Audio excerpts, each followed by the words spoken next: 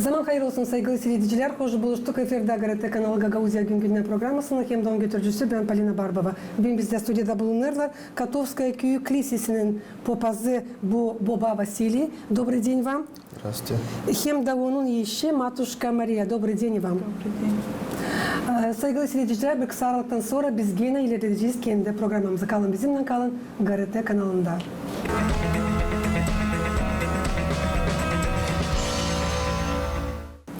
Уважаемые телезрители, в сегодняшнем нашем выпуске речь пойдет о семейных ценностях. Дорогие и уважаемые гости, как известно, каждый год 8 июля в Республике Молдова отмечается День семьи, любви и верности. Этот праздник приурочен к Дню памяти святых чудотворцев Петра и Февронии. Отец Василий, скажите, пожалуйста, почему именно святые Петр и Феврония считаются покровителями семьи и любви? Святые угодники Божии, они для нас очень великий пример тому, чтобы любовь, она образ самопожертвования, когда мы жертвуем собой ради семьи. И Господь говорит, там, где есть любовь, там есть и я. Этот пример той любви, что они даже и после смерти, они когда всегда стараются молиться за нас, особенно о семье, потому что ныне семейное дело, он такой, что без помощи духовной мы никак не сможем, самостоятельно справиться никак не можем. Матушка Мария, по вашему мнению, какая атмосфера должна быть в доме, чтобы туда всегда хотелось возвращаться? В доме всегда должно быть взаимопонимание, чтобы, как всегда, есть и неполадки, но все равно должны слушать друг друга, иногда и проявлять свою любовь, даже когда немножко нету терпения. Вот скажите, пожалуйста, сколько лет вы вместе? У нас 25 июля будет 16 лет, как венчались. Сколько у вас деточек родилось в семье вашей? 8 детей. И сейчас ждем 9-го, 38 недель уже. Чуть-чуть осталось их. Дай Бог, чтобы все было хорошо, чтобы с Божьей помощью. И этот ребеночек пришел на свет, как все остальные, чтобы вместе с вами вырос в вашей семье, где присутствует огромная любовь, я чувствую. Отец Василий, скажите, пожалуйста, какие самые важные уроки должна вынести современная семья из их жизни? Если идет речь о отношении между мужем и женой, там это всего лишь любовь. Люди разно воспринимают это качество. Но когда мы беседуем перед венчанием насчет семейной жизни, я всегда говорю, что любовь – это самопожертвование. Это тот момент, когда человек жертвует свою жизнь ради ближнего своего, при этом взамен не прося ничего. Это очень трудно сегодня это понять, но таково оно есть. То есть любить надо, а нынче любовь и верность это бесценно, конечно. Но любовь может быть к своей ближней, любовь может быть к жене, к детям, к своему, скажем, ребенку, да? Может быть, к работе любовь. Но понятие растяжимое. Да. Матушка Мария, скажите, пожалуйста, есть ли в вашей семье традиции, которые объединяют и сплачивают вас? Есть каждые воскресенье или праздничные дни. Мне то, что нравится, что собираемся за одним столом, все вместе. Беседы общие тоже есть. Играем с детьми тоже вместе. Или смотрим какой-то мультик. И в церковь каждое утро идем все вместе. Расскажите, пожалуйста, как начинается ваш день и как он заканчивается? Как он проходит? Как он проходит? Утро начинается с тем, что все просыпаются. Я готовлю кушать. Девочки старшие помогают. Садятся все кушать уже. Одеваются, умываются Уже во время с утра до обеда кто-то готовит еду, или я, или батюшка, или девочки старшие помогают. Дети маленькие играются или в доме, или на улице. Обед, опять садимся кушать. После обеда уже свободное время у всех. Каждый делает, что хочет. Кто-то читает, кто-то играется. Кто-то спит. Кто-то спит, да. по чуть-чуть, маленькие еще спят. А какое хобби у ваших детей? Чем они любят больше всего заниматься? Старшая дочка любит читать очень сильно, как бы она любительница книг, романов. Вторая дочка, она более такая модница у нас. Сын третий, он с папой всегда как бы помогает. Четвертый сын, он более такой игристый, чтобы играться, чтобы что-то как бы создать своими руками. Потом пятый сын, у него тоже и игры больше, еще маленькие как бы игры. Ариадна уже дочка шестая, у нее тоже такой творческий характер, она любит танцевать, петь. Это у нее шестая, седьмая Феврония, вот у нас дочка, Феврония? да. Господи, Тоже такое какая прелесть. нежное, но и с характером тоже ребенок. И уже Николай, самый маленький, он уже у нас пока так проявляется с характером ребенок, требует, что он хочет, и в свое время, что было. Так сколько у вас мальчиков, сколько девочек? 4 мальчика, 4 девочек. Какая красота. Пока. Бог не обидел. Равное количество Да, у вас. да. Кого ждете? Девочку. В наши дни многие молодые люди боятся создавать семьи. Отец Василий, скажите, что церковь говорит о семейных ценностях? При создании семьи человек должен быть готов на то, что противоположный пол, он не может быть идеальным человеком. То есть мы имеем черты характера, которые может чем-то как-то согрешить. Псалмист Давид говорит, что когда упал, встань и спасешься. То есть если человек согрешил перед тобой, мы должны прощать. А вот создание семьи, если идет речь, должно быть все осознанно, то есть добровольно, осознанно. И желательно, чтобы основой семьи не было какие-то материальные ценности, а именно любовь. Потому что всю жизнь все-таки поддерживает любовь больше всего, а не как материал. Читая вот одного священника, он тоже как учит насчет создания семьи, говорит так, что когда никогда вот материальные ценности могут принести тебе счастье и покой в душе. А вот любовь, когда вот есть с кем делиться, то есть супруга или супругом, это помогает жить дальше. Но, конечно, Бог – глава всего. Если человек, они оба пара будут веровать в Бога, то им очень легко будет пройти какие-то трудности семейные. То есть это очень важно, то есть быть всегда в связи с Богом.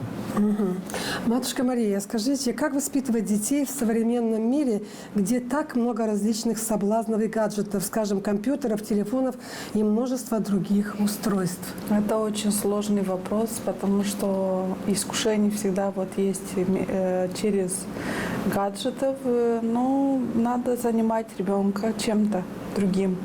Рисованием, читать, играться с игрушками, как бы конструктора, да, если конструкторы, они развивают как бы и моторику, и логику. И гулять на свежем воздухе, это тоже наши дети любят. У нас телефоны есть у старших детей, но с ограничением как бы родительский контроль как бы на определенное время, час или полчаса, как по нужде.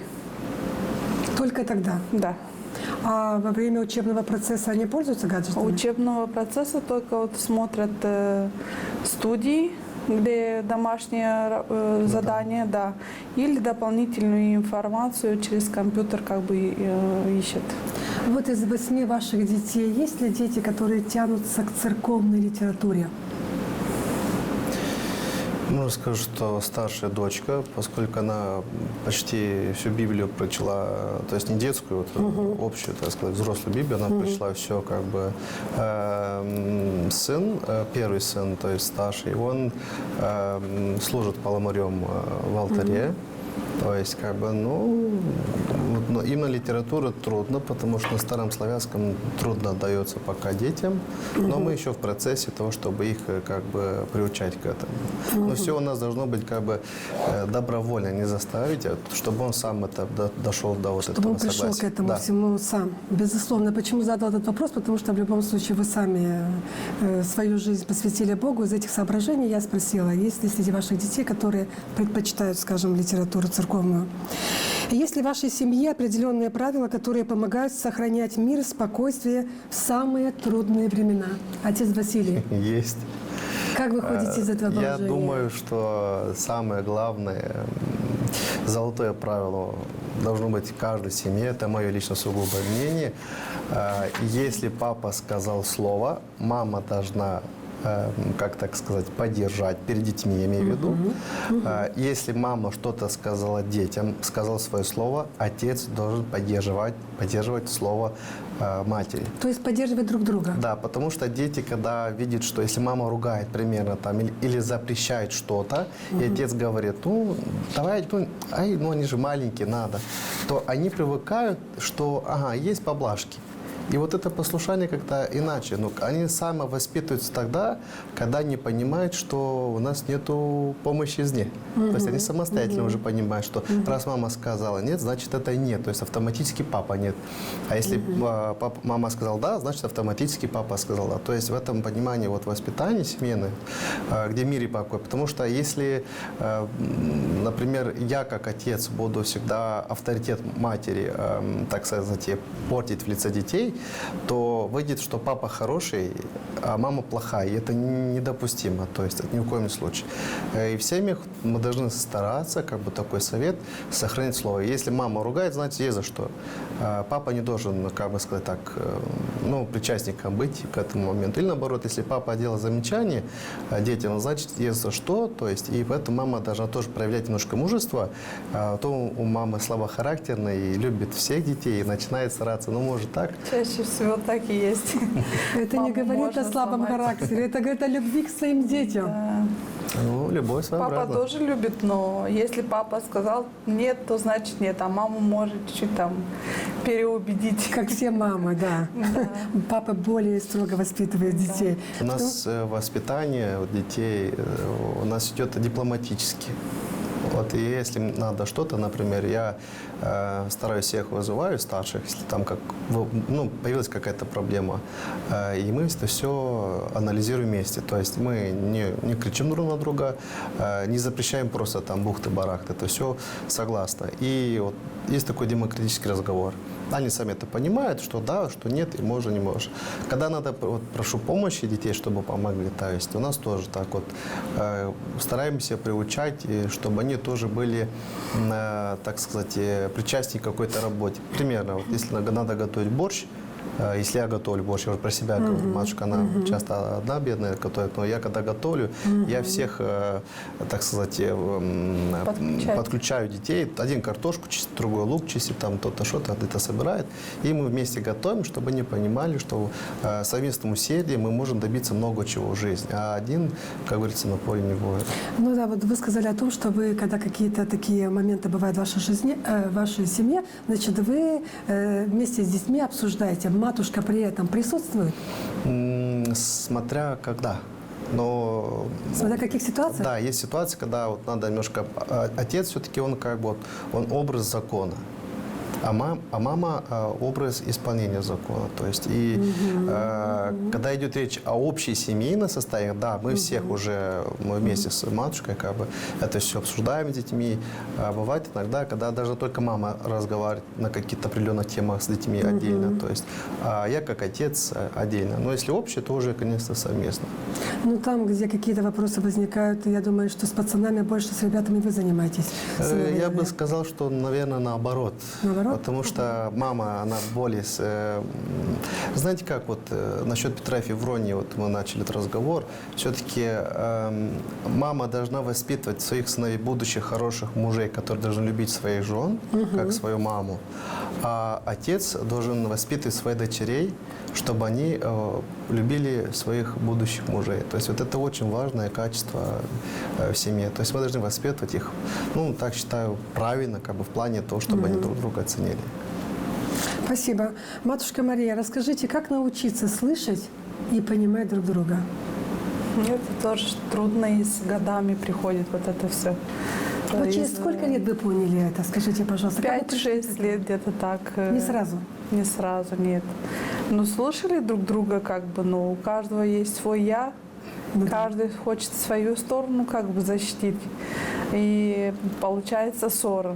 Ну, потом с годами как бы понимаешь, что надо прислушаться друг к другу, сказать. И сразу как бы есть ссора или что-то непонятное. Сразу надо эту тему развивать, как бы разговаривать, и что, кому что не нравится, и как правильнее, что было для обоих сторон. Этот же вопрос будет отцу Василию. А как, скажите, пожалуйста, вы научились слышать и понимать свою супругу, матушку, прекрасную Марию? Изначально начну с того, что когда мне пришла вот идея, чтобы создать семью, это мне еще с детства пришло. Но все-таки вот я молился Богу, что Господь даровал мне ту половину, которая у меня минус, что мы друг друга дополняли, чтобы мы друг друга воспитывали. При этом осознаю, что действительно человек новый в моей жизни, и он склонен к тому, чтобы согрешить где-то что-то как-то вот. Мы не можем быть прямо вот идеально в плане отношений. И роль мужа в семье как учителя. То есть воспитать свою всю семью, в том числе включая ее жену. Если она как-то что-то там, ну, неправильное слово скажет, или как-то у нее будет какое-то настроение вот плохое, это не означает, что я как муж должен сразу вот огрызаться к этому моменту. Наоборот, я должен как бы с пониманием это все относиться. И когда уже с годами, вот, когда приходит тоже новичане молодые, я говорю так: дорогие мои, вот, вы как два камня. Каждый имеет свои углы. Но со временем они друг друга притираются, потом становятся настолько гладкими, что они как будто одно целое.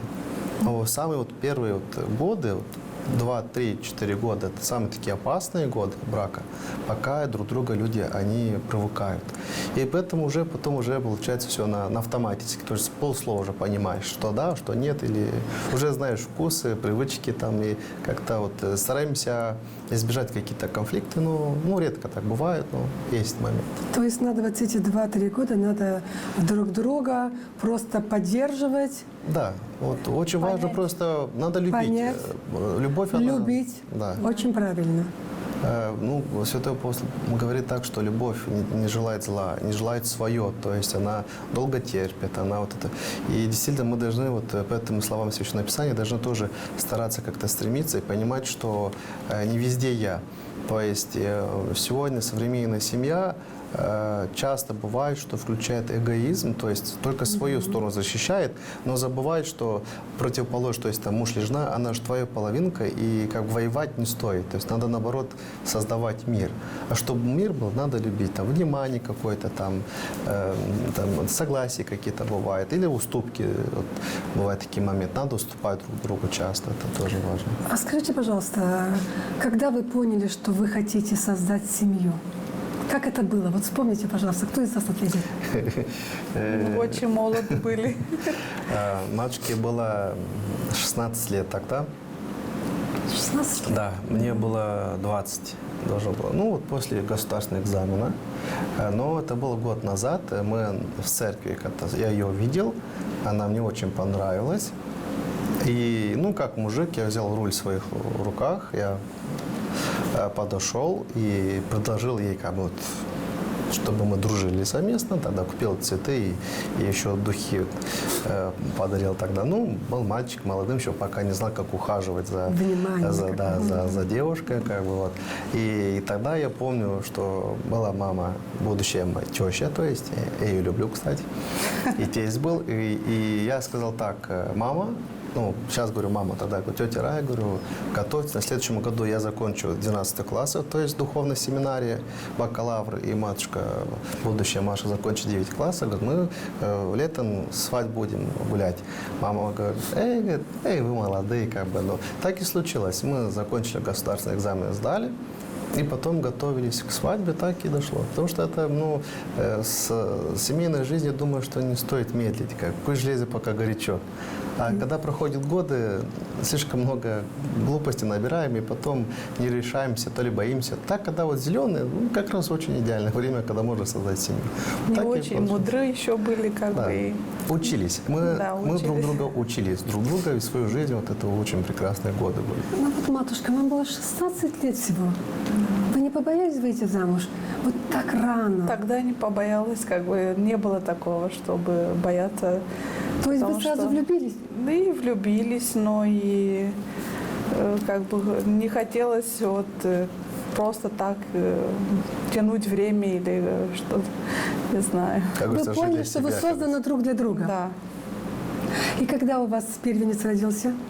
Через год как бы поженились, через год родилась первая дочка Елена. на второй день рождения Да. матушки. Как раз. Мне исполнилось 17 лет, и вот она родилась на второй день. 16 лет вместе вы, да? Вот скажите, пожалуйста, за это время ни у одного из вас вот не появлялась мысль о том, что вот пожалели, что так рано все это создали? Были такие мысли? Только честно. Жалеть не жалели, ну как бы ссоры или эти неполадки были, но потом как бы проходит время, понимаешь, что неправильно думали или спылили на момент, и проходит. Вот правильный выбор вы сделали? Скажите, пожалуйста, отец Василий, спустя 16 лет. Как бы, знаете, когда вот есть товарищ такой надежный, боевой рядом, то... Не страшно ничего. Не страшно ничего, да.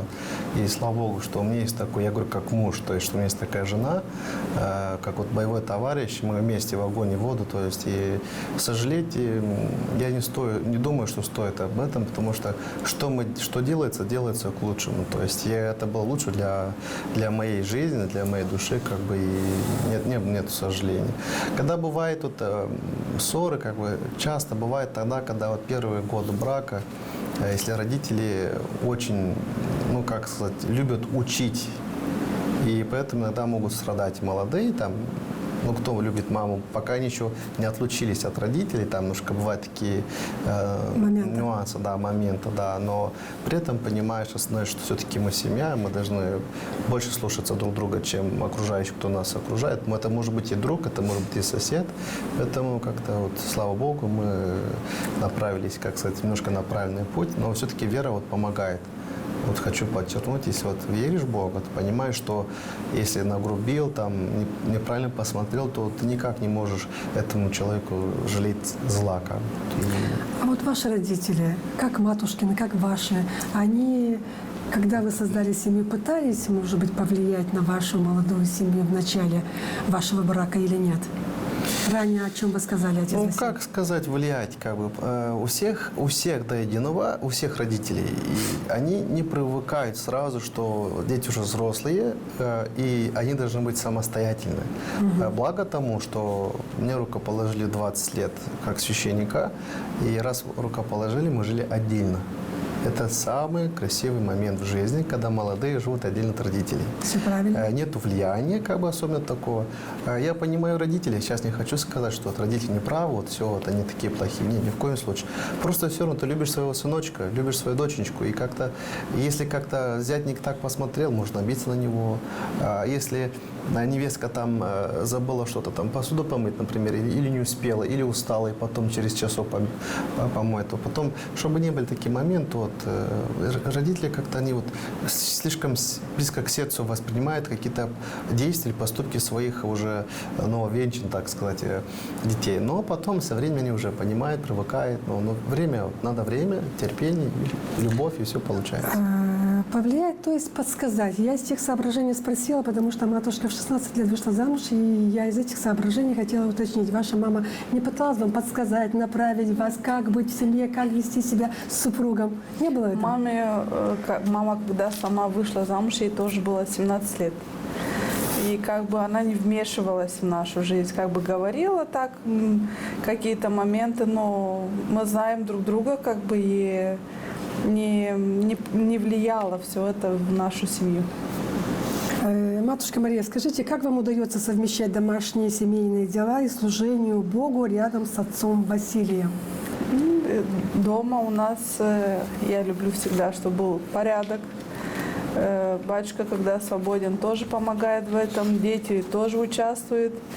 Уже на службу иногда вечернюю не получается, как бы в субботу пойти с детьми на службу, но каждое утро воскресенье мы там в церкви. Отец Василий, скажите, пожалуйста, что бы вы могли посоветовать сегодня молодым семьям, которые только начинают строить свою совместную семью?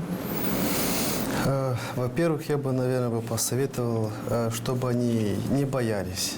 То, что страх приводит к много разрушениям или разочарованиям. Другое, что не надо бояться любви и чувств, потому что неважно, в каком ты возрасте, хоть тебе 19, хоть тебе 55, но все-таки любовь, она выражается через какие-то поступки. И самое важное, как бы, желательно обращаться к Богу почаще вот на этой тематике, потому что Господь нам дарует вот мудрость, как поступить в те либо или иные случаи. Просто надо любить и не бояться, и все получится. Спасибо огромное за то, что нашли время, пришли сегодня, рассказали Спасибо, о семейных ценностях. Saygılı seyirciler, Gagavuzya yaşayanlar hem de misafirler bizim Gagavuzya gün günden programması yaklaştı sonuna. Tabi sesim getirmesini aklınıza. Bugün bizde stüdyoda bulundular. Katovskaya Köyük Lisesi'nin hizmetçisi bu Baba Vasiliy hem de onun eşi Matuşka Maria kalın. Bizimle kalın. GRT kanalında korunuz kendinizi hem de kendi ailenizi.